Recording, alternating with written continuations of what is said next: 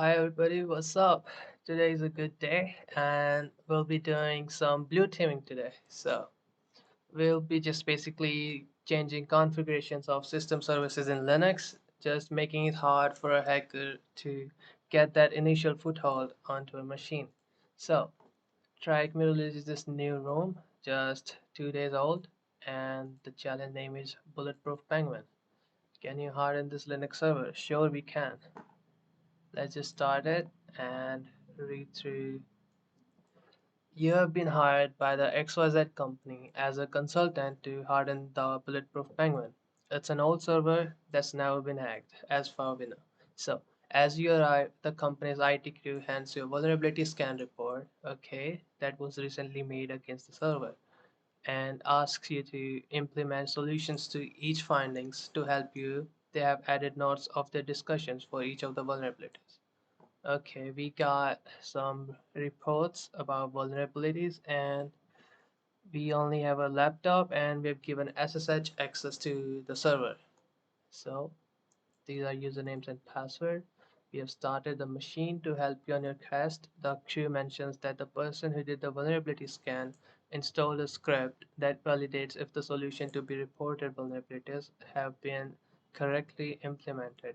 Okay, so we got a command basically get flags. So after each time we make some changes to the configuration, and if the vulnerability is solved, we'll get a flag for it.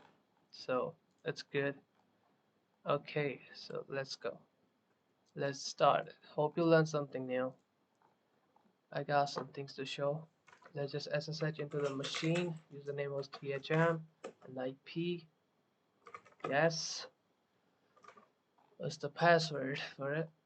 Penguin. Okay, so let's look at the first vulnerability. So it's a Redis vulnerability. Redis is basically a database server. The remote Redis server is not protected with a password, so the issue may be exploited by a remote hacker to gain access to sensitive information or modify system configurations.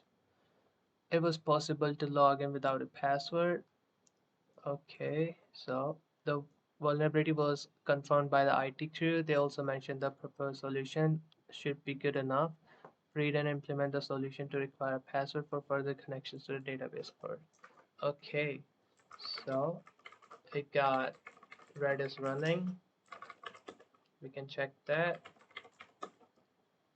Yeah, got it running. So if you know Linux, most of the configuration files are stored under this etc directory. Okay, so we can just move into Redis and look what's here. So here is redis.conf, and hopefully we can edit it and add a password for the login. Like, it doesn't require a password to connect to it, to connect to the database server, so we just need to add a password. So let's just slash and search for password.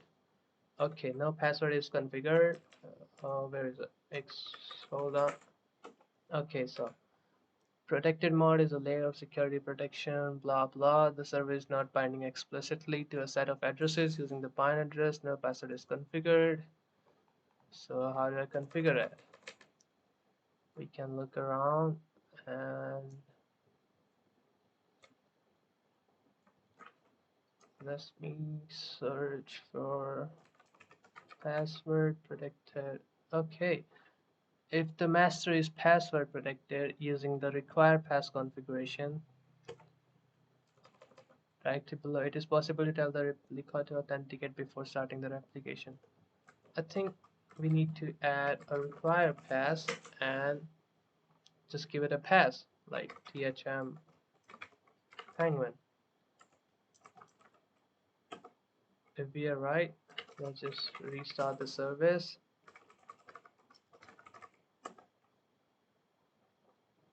Sudo service Redis restart. Yes, so we got a binary get flags, and yes, we fixed it. We got the flag for it, but you could have also googled it how to set a password for Redis, right? How to set password for Redis, and it's Stack Overflow again. So same thing. Just go into the redis.conf and add this line. We got the flag. Let's paste it and move further. Is this all basic? So okay, what's the next vulnerability? Simple Network Management Protocol. SNMP is a protocol which can be used by administrators to remotely manage a computer or network device. There are typically two modes of remote SNMP monitoring, read and write, public or private. If an attacker is able to guess a public community string, they would be able to read SNMP data depending on which MIBs are installed. What is an MIB and SNMP? Basically a database used for managing the entities. Okay, management information base. Cool.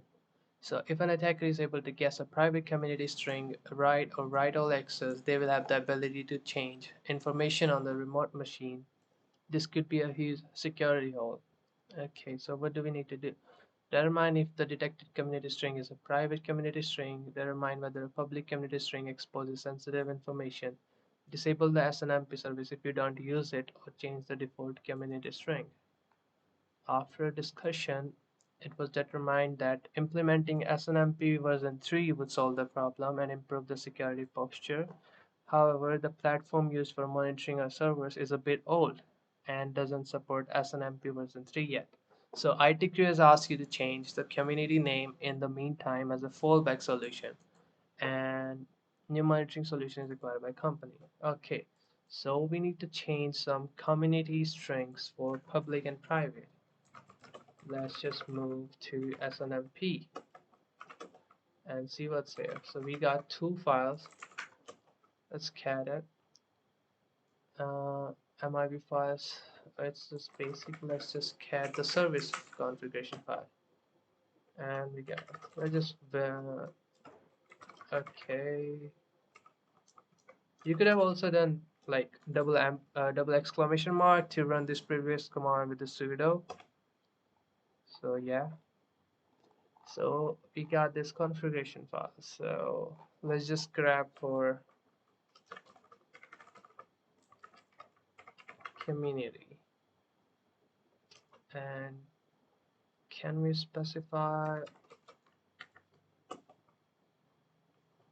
So I guess this is it. Our community SNMP read only access community name, arguments community name, default host name. Okay, and I think we need to edit this only. So let's just npe vim into it and move to the part. Where was it? So here was it. Read only access to everyone to the system only view. If we change our community to something like THM Penguin, and this also to THM, you could have done like you could have given any name, it doesn't matter. Is it private?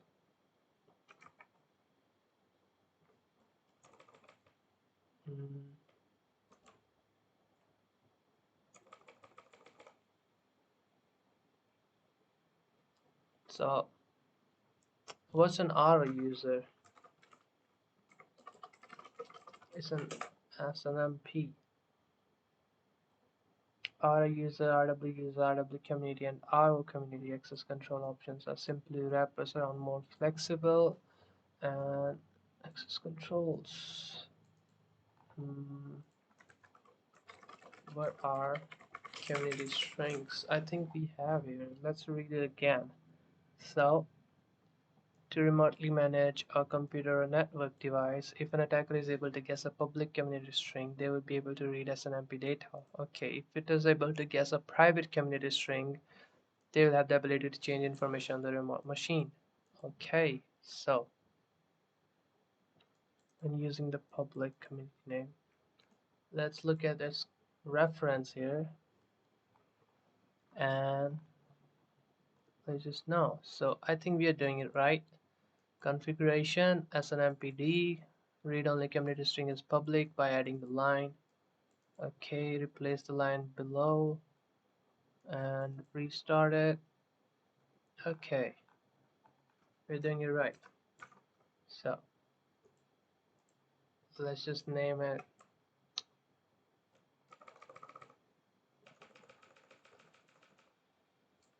Let's just remove the private and let's just name it THMPenguin2 and save it and restart the service.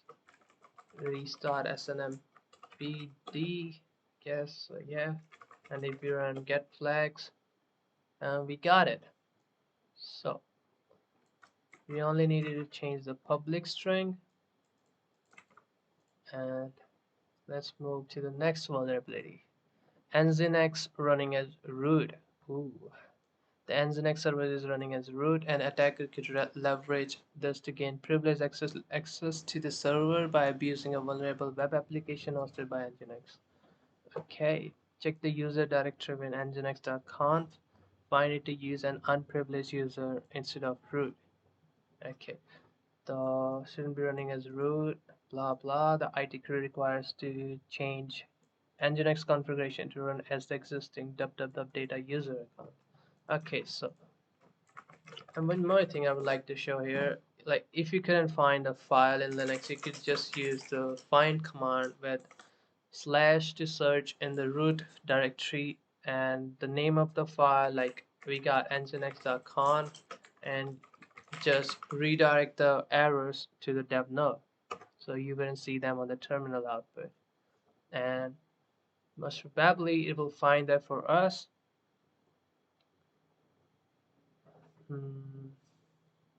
So you see right there, now we can just directly sudo vim and that paste it here. So like it's just the first line we got to change. User root, just change it to www data user. Exit out of it, sudo systemctl, restart nginx, and get flags. So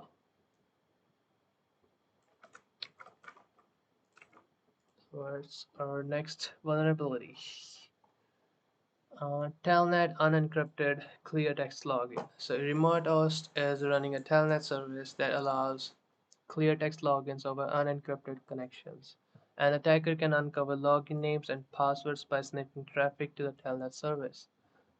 Okay, so replace Telnet with a protocol like SSH or which supports encrypted connections. Since the server already supports SSH, there is no need to keep the Telnet service running. In addition to the Telnet service, the IT has identified another service that needs to be taken down in port 69, and that's a UDP port.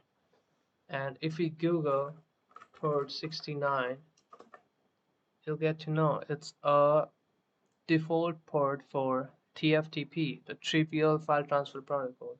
It's basically a lightweight version of FTP, and it doesn't get authentication mechanisms and some sorts of, and got less functionalities than FTP. So, and it runs on UDP basically. So we got to do two things: take down the Telnet service and take down the service in port 69. There are multiple ways to do it. Just Google how to, like, let's just search sudo service telnet status. It's showing nothing. So if you look at the network traffic using SSTPLN, and I'll also add you to view the UDP ports too. So you see we got 69 here, and Telnet basically runs on port 23. We got it here. Now there are a few commands on Linux that you can use. You can use lsoff command to list the open files and even like to view what's running on a particular network socket that accessing the port 69. If we run this command, it shows us it's tftp and init command basically. So the D for system service, and we could just verify it now. Sudo system service init status, and it's running. So you could just shut it off, like stop, or we can also use ls off again here. Like if you just do the T, it will only grab for PID, right?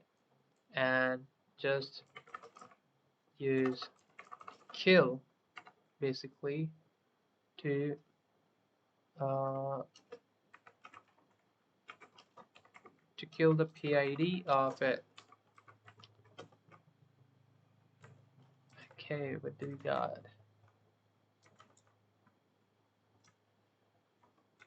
I think it's because of sudo something, but you could have done it. So let me just try again. Sudo levels, right? We could just pipe it to the output. Can we not kill this? What's happening? So we got the PID and we are giving it as the input of this command, and we still cannot kill it. Let's try killing it for it to. Oh, it's cause of sudo. I get it. Are you kidding me? let's just stop the service instead. But you learned a new thing, right? You could have used lsoff to directly see what's running on port 69 using the dash I option, right? And we could do the same for 23. It's the same, but it's telnet here, right? And we could use fuser command basically to specify like tft like udp, like basically protocol with the networking protocol with the TechN option. And we got like on the port 69, you see it still gave us the PID. Fuser command is basically used for listing the processes and list of users, or like that open that specific, that accessing the specific port. We can use it for specific like a lot of purposes. We can also kill it, I guess, uh, if I'm right. We got this, and can we kill it using, yes, kill it, right? So I for interactive and K for kill that process ID. And if we check now status NFT, okay, I'm messing up the syntax here. Status, am I running something wrong? Can we just do get flags? Did I start it all from that? Where is it? Where is it? Cleartext service partner running. What other? Okay, we got TFTP and Cleartext services flag. So no, we haven't stopped it yet. Let's just stop Telnet first. Service init d Sudo system ctl disable.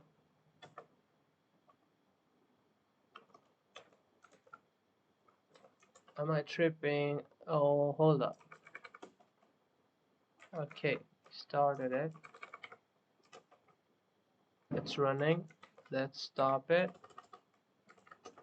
And we don't want it, so let's disable it. So okay, sudo service init d disable.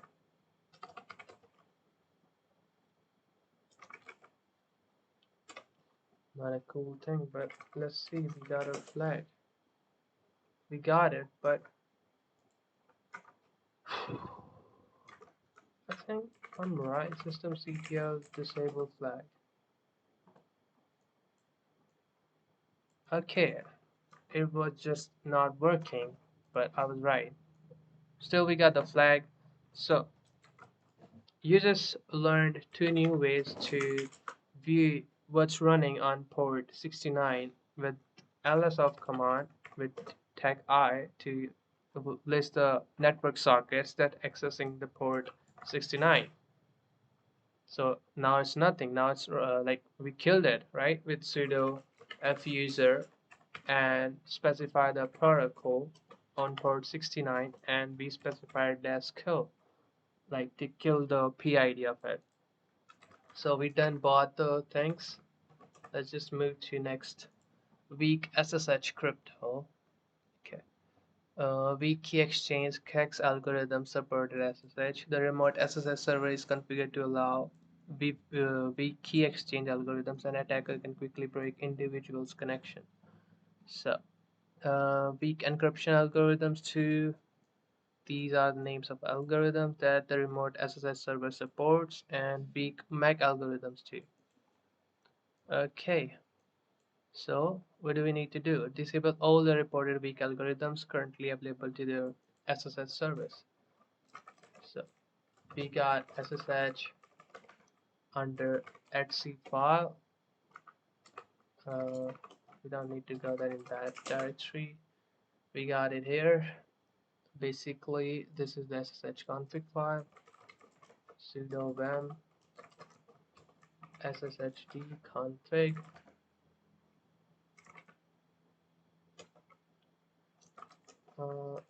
I put the triple S here. Okay, so if we just go directly to what CAX, here are all these. So let's just comment them out to disable them. The weak max, weak CAX, and weak ciphers. I think we are good to go. And if we restart the service, restart SSHD, I always mess this up. And if we run get flags, we should have the SSH3 flags, right? So what was it for? Weak ciphers. We got that.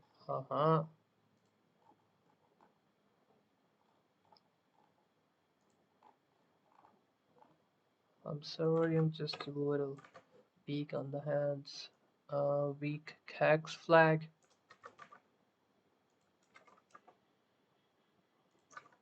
And the weak max flag. These are basic cryptographic algorithms. And next, what we gotta do? Anonymous FTP login reported. So based on the file accessible by the anonymous FTP. If you don't know what's anonymous FTP, it's basically you could log into an FTP service. Hold up. Let me just go back. Let me get a new terminal. And what's the IP of the machine? If we just set FTP and we type anonymous and leave the password field blank, like just hit enter, and we are logged in as FTP. So we can view files here, right? If we can get that file, and we can also upload some files on the FTP server if we got the perfect permissions, right? So I guess it's an MD5. I don't know what that is. Let's just check that out too. You can use CrackStation to crack or decode that hash if it's available on the rainbow tables, and it's not. So let's just leave it. So we need to disable it, right? IT crew confirms that the secret file.txt is supposed to be available only to specific users. You are required to disable anonymous access to the FTP. So let's just visit FTPD. Okay, I guess it's an FTPD. LFLA vs. Okay, it's directly in the etc folder, and let's just edit it. Anonymous enable, yes, we got to say that now. I'll hit shift A to go at the last of the line, and sudo systemctl restart vs ftpd, and now we can get the flag. and on FTP flag. Got it. So other one is weak passwords. Some accounts are using easy to guess passwords, and attackers could easily launch a brute force attacks against them to gain access to the server. You know SSH is open, so these are weak passwords. And change the passwords of Mary and Munra accounts while reviewing other local accounts. IT noted that a couple of accounts that weren't used anymore. Joseph user account and test one. Erase the accounts of Joseph and test one from the machine. So we can do that. Let's visit home directory, and you see these accounts we need to change we need to change the passwords for these users, and we need to remove these accounts from the machine. So you could use delete user command to directly delete them from the machine. Okay, you need to specify user and group here. Let's just do it one by one. Done. And test one, remove that too. Warning, has no more members. Let's remove that, and we're good to go. We can also delete their home directory. So the difference here is delete user will only delete the user, and user delete command will delete their home directories too for you. So they're no longer in the system. You can check etc password file. I'm messing up a lot. So you see no Joseph and test1 account, right? So they are deleted from the system. Now let's change the password for Mary. You can use change password command, or just sudo password Mary and change it to thm penguin. Oh my god, I'm today messing up a lot. I'm sorry. So let's just type an easy password. Let's just type hoodie and done. Let's change for Munra. I guess that's the username. And you can also change like using sudo echo-e, like hoodie password Munra.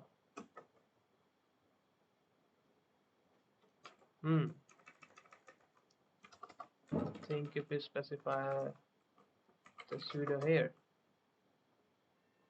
Okay, we're done. So we use this to escape the backslash, to not like to view it as the new line character and not interpret it as a backslash.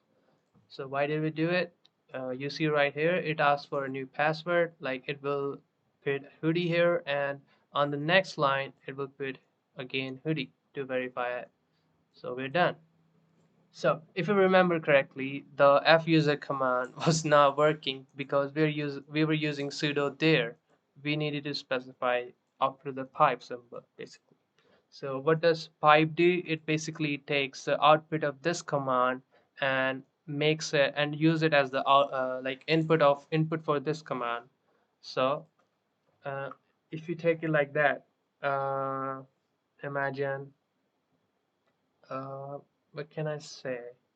Like if you just run it, it does this, right? So if we save it in a file like file.txt, I don't think we have the permission. cd thm. Now if I hit Control E, we get to the last of the file, and if we save it in a file, and we can like file.txt to vim, like it will open that file in vim.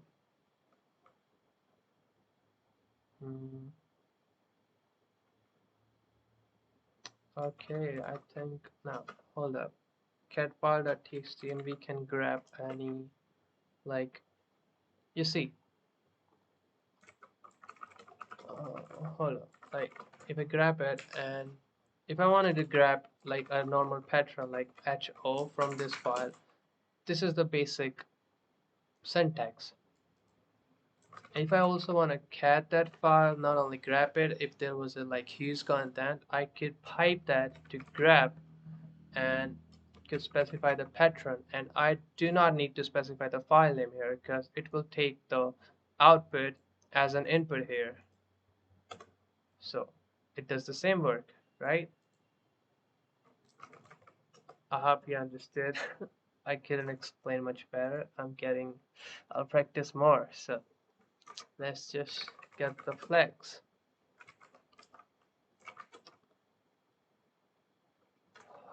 Change pass. We got this flag too. And unused accounts. We got that too.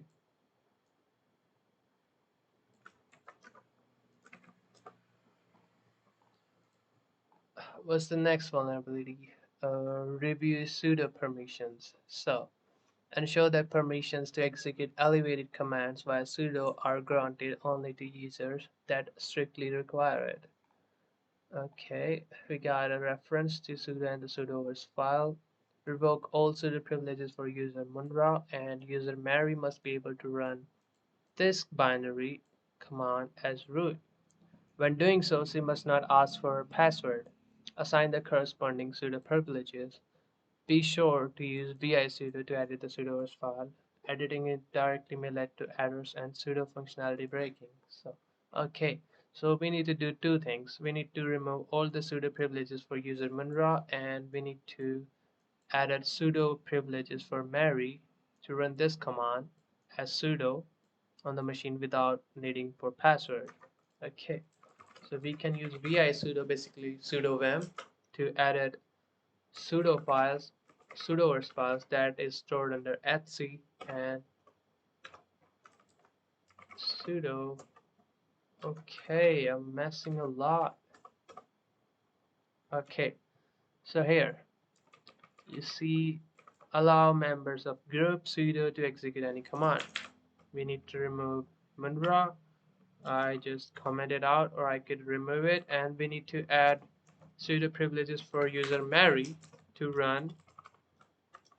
Just follow the upper syntax to run command with no password and to only run that command. So now if I save it, Mary user can run this command without needing for the sudo password. So let's just save it. I'll hit Control X, Y, and enter. So if I now sudo bash like sudo su as Mary, now Mary user. Now if I check my sudo capabilities, you see we can run this command without needing a password, and I can get flags for it. Sudoers Munra, sudoers Mary. We got both the flags. And sudoers Munra.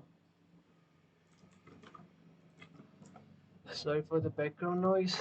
And it's our last task. So exposed database ports. So basically we got MySQL and Redis running, and while not a vulnerability in itself, exposing database ports makes them prone to brute force attacks and other exploits. Ensure that access to the reported database ports is restricted to the minimum necessary. So modify the MySQL service configuration to bind port to only localhost, and also the Redis port to only localhost. So what do we need to do here exactly? If you run nmap on this, like if you run nmap on port 3306, this is basic default port for MySQL service, and if you run for 6379 on this IP, I use tech 4 and SVC. Let's just remove the SVC for now. So you see, any attacker could see these ports from externally without being in their machine, right? So their database ports are exposed to the public network, and we can use tools like Hydra to brute force like uh, logins for their services like MySQL, and if I does that, you see we could brute force this, right? So we don't want that happening. So we need to edit the configuration files. If you go into MySQL, okay, I need to change my user. Let's just exit from here. Why am I using MySQL? And we got a directory MySQL count.d, and here is it. Here is the system service file for MySQL. And if you go down here and you see bind address as all network interfaces, like this is localhost, and this means just every network interface. If we just need to change it to localhost, basically 127.0.1, and let's just save it, and sudo systemctl restart MySQL, and it's done. Now if we do nmap scan on both the ports, you see you can't determine whether the MySQL is open or not, but you can from within, like tpln, and here you see MySQL port is open, right? It's listening. So that's the main motive of here, and we also need to change for Redis. So at c Redis, let's just edit this too, and if we search for bind, okay, I think we just need to uncomment that. It's just IPv6 notation for localhost. By default, if no bind configuration directory is specified, Redis listen for connections from all the network interfaces, right? It is possible to listen to just one or multiple selected interfaces using the bind configuration directory followed by one or more IP addresses. So we just listening on our localhost. That's right. Let's just start this too. Restart Redis, and if I hit Control A, I'll move to the beginning of the line and save my time. And if I check now, okay, did we just now fix that? Still showing us open. Let me. Okay, I think we need to change this one. If you're sure you want your instance, if you sure you want your instance to listen to all the network interfaces, just comment the following line.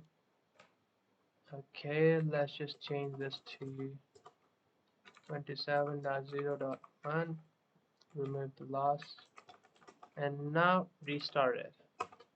I think this fixed it, and yes, so we needed to change the below one, and we can get our flags. MySQL port open, we got this one too fixed. It was a fun room actually, and Redis part. I hope you learned something new, and I just try my best each time. You've made it to the end. Secure the server. With your help, attackers will have a much harder time hacking into the Bulletproof Penguin. Congrats. Thank you. So, this was the room. I hope you enjoyed it. See ya. Till next time.